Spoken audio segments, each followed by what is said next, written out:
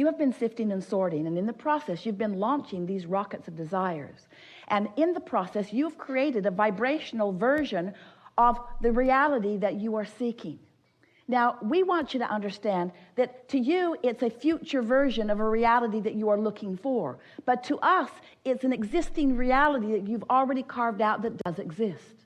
Can you hear the difference in that? When you want more money, you become vibrationally more prosperous. And even though you doubt it and you don't let it flow into your experience, you have become a more vibrationally prosperous being.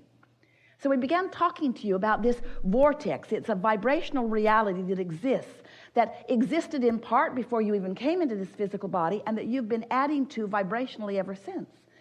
And so for a while, we talked about it for quite a while with you. We wrote a whole book about getting into the vortex, being a vibrational match to the vibrational reality that is you. And after a while of listening to us, you were very kind and nice and patient with us as you were watching Esther wave her arm around about this place that you can't really see, while Abraham insisted that this is a vortex of creation and that everything you want is in there. And if you could just look more carefully, you could see it, that this is the vibration, this is the vortex, and you want to get in there, and you say, oh, okay. I don't actually see anything now that I'm in there. And then we said, of course, you don't see it or hear it or smell it or taste it or touch it, because that's all about the manifested version. In other words, the vibrational reality is, hear this, we're only going to say it to you 1,000,000 times. The vibrational version of it is, oh, we can't wait to tell you, and yet we want to let there be enough suspense that you remember when we do tell you. The vibrational version is unconditional. Now, there should be a lot bigger gasp in the room. Because what that means is the conditions have not been realized yet by you.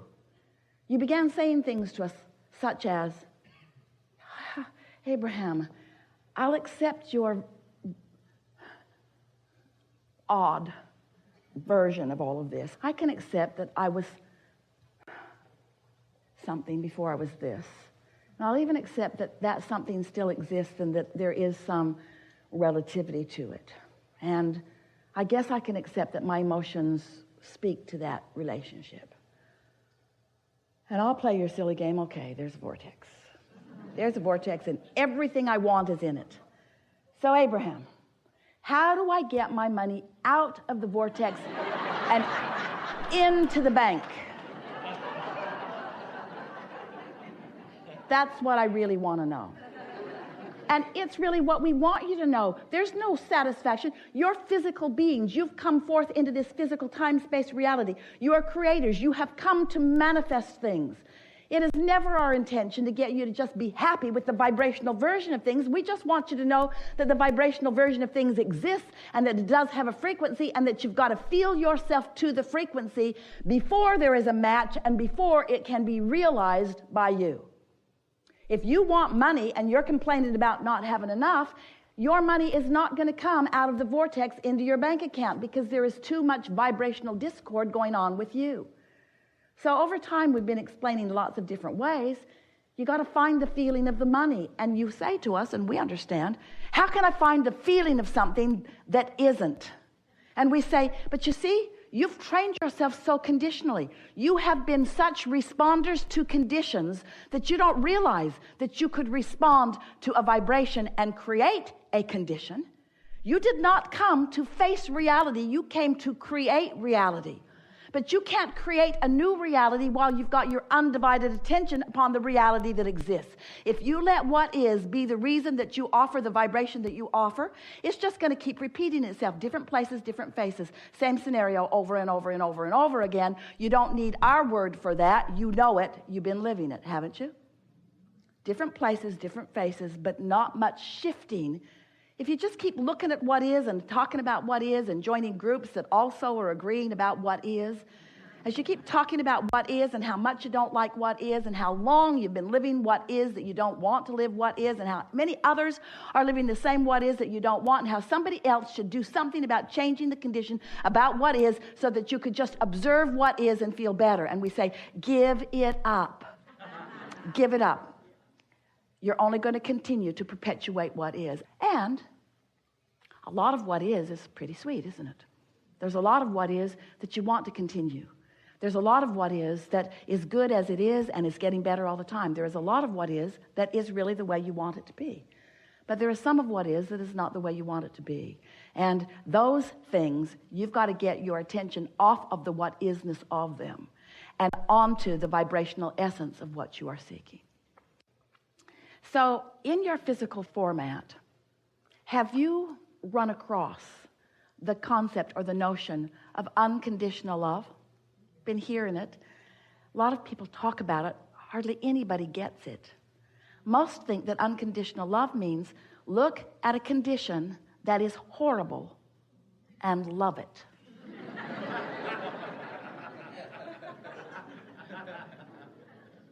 So you need a lot of practice at that. But you can't look at unwanted and be a vibrational match to wanted, so you're never able to accomplish that. That's what makes you want to define things and explain things. But we want you to understand that what unconditional love is, we're going to make it easier for you.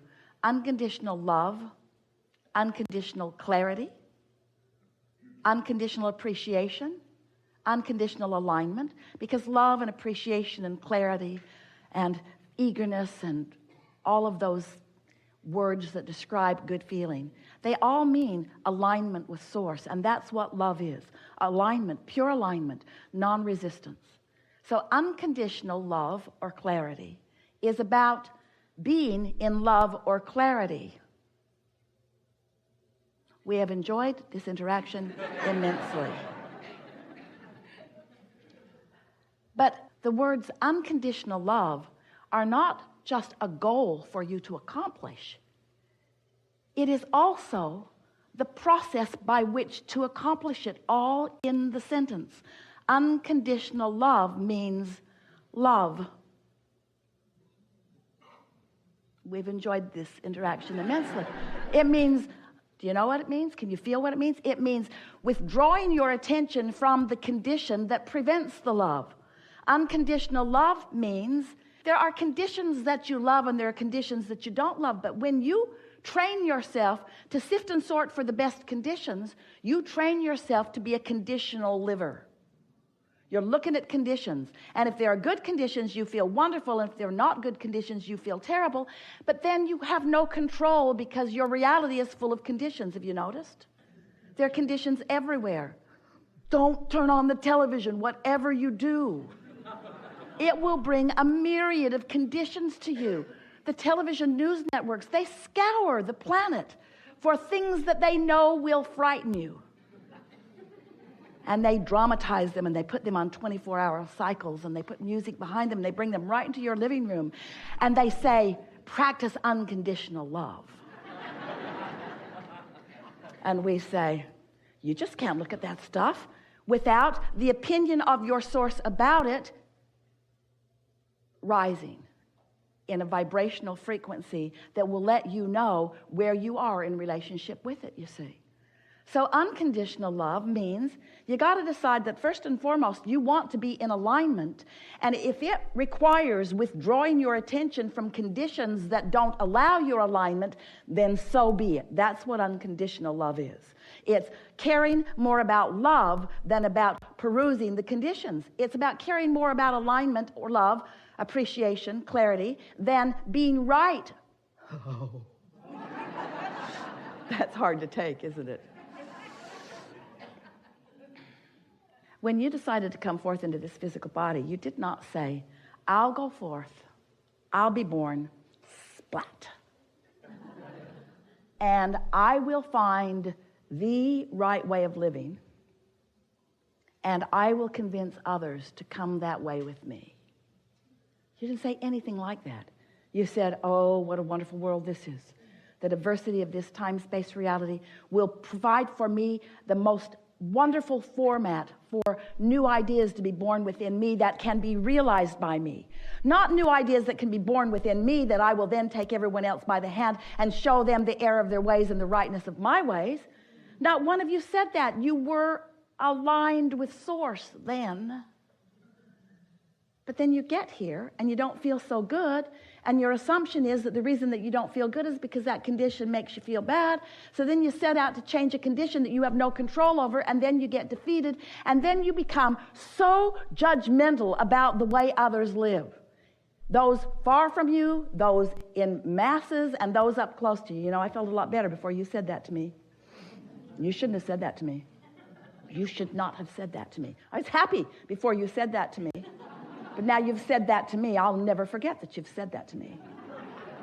I'm going to use the fact that you said that to me as my reason to be miserable for the rest of my life. Oh, don't try to take it back now. It's too late. You can't take it back. My misery is my own. You're laughing, but you do it every day. Felt a lot better before that happened. If this condition were different than it is, then I would feel better. Maybe so.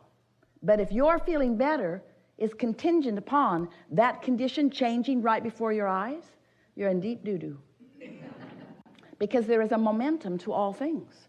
Things don't just happen. There is a momentum about them. Law of attraction and momentum are the same word. Law of attraction says that which is likened to itself is drawn. So when you give your attention to something, you activate a vibration within you about it, and things like that then are coming to you. And once you cross the 17-second mark, you've got some momentum going. Once you are 17 seconds, and you cross the 68-second mark, you've got enough momentum going that without a conscious decision about it, it's going to take off for a little while until you sleep. And the nice thing about sleeping is when you sleep, momentum stops. You can pick it right up, and usually do the next day, but you don't have to. So, as we're visiting with you about creating your own perception of reality, it may feel to you that we're trying to teach you how to control the conditions of your life. That isn't what we are wanting to teach you at all. We want to teach you to control your alignment with your broader perspective, because that's where your happiness is. The success that you're seeking is alignment. But then we have to say to you that once you consistently find that alignment, the conditions of your life will meld and mold and become vibrational matches to the frequency that you're predominantly offering. So you will change the conditions, but we want to say to you, you can't let the changing of conditions be the motive for the reason that you are finding alignment, because if the changing of a condition is the motive behind finding the vibrational alignment, now your attention is upon the condition and you cannot get there from there. You cannot get there from there. Then you step into what you call tolerance. You just put up with it. You fool yourself. You kid yourself. You use words. You get a smile on your face. Say happy-sounding things while you are emitting a vibration that is different from that. That doesn't work out very well, does it? So here's the basic statement that we want you to hold in your mind as you are moving forward forevermore. The universe does not hear what you say. The universe hears what you mean. And what you mean is what you're offering vibrationally. And you know what you mean by the way you feel. So if you are feeling uncomfortable about something, you have some refocusing to do in order to bring the discomfort into comfort. And as you begin to discover that you have the ability to bring yourself into that comfortable alignment, oh, then so many things that you've been wanting will flow into your experience. We have enjoyed this interaction more than these words can explain to you. We are loving the resonance that you feel. It feels good to feel the alignment with who you are, doesn't it? And you are as close to unconditional awareness of life as you have ever been. You'll feel more. When we analyze, focus on, pay attention to religious or governmental documents, there have been so many, there is a predominant quest that is at the basis of all of those revolutionary documents. And every one of those documents was a revolution against something. Think about it. In that inspired revolutionary document was the natural, central, source-inspired understanding, awareness, determination.